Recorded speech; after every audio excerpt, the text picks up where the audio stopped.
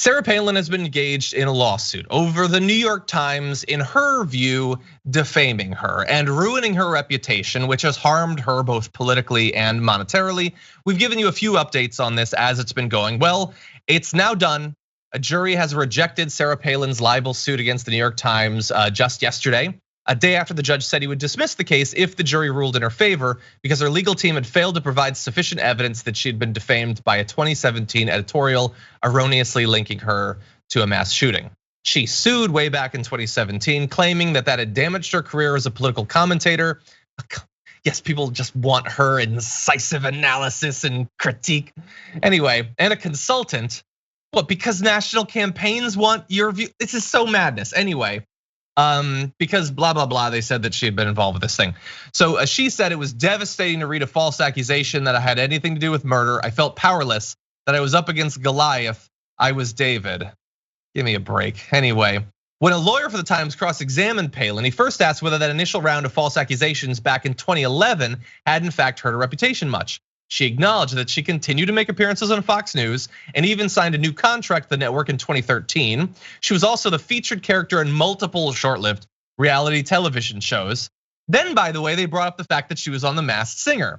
So she was on that in 2020, well after the editorial that launched the most recent legal action. In the run-up to her trial, her attorneys filed a motion to bar any showing of the video in the courtroom, which might be a legal strategy or might just be trying to again save her reputation from her singing voice. Anyway, Palin tried to bar any mention of it.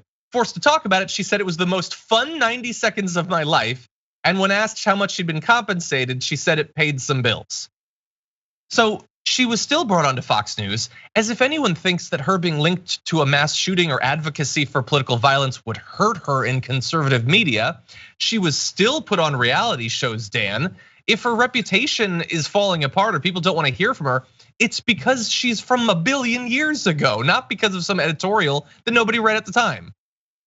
And for the folks at home who are like kind of young, Sarah Palin was the former governor of Alaska who I don't think even finished her term, who was like the vice president of John McCain, who didn't win the presidency. So even the idea that, okay, let's stretch this out as much as we can and say she's a political consultant.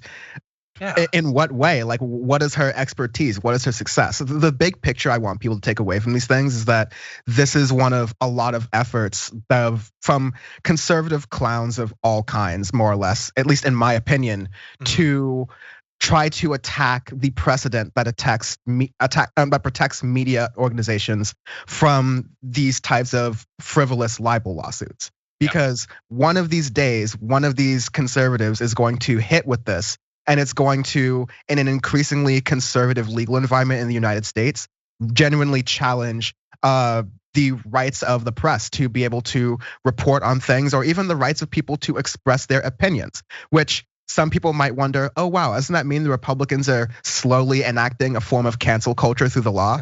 To which I would say, yes, you might be slowly catching on to thing. Huh. Exactly. Oh, and by the way, if that does succeed, and who knows, it's a super majority of conservatives on the Supreme Court, so maybe it could.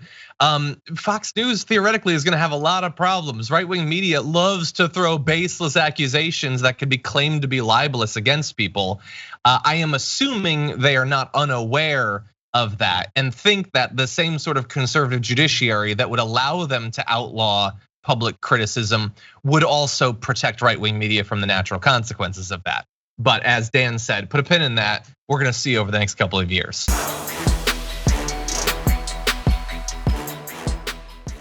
Check out the Damage Report podcast each day, wherever you get your podcasts, whether Pocket Casts or Stitcher or iTunes.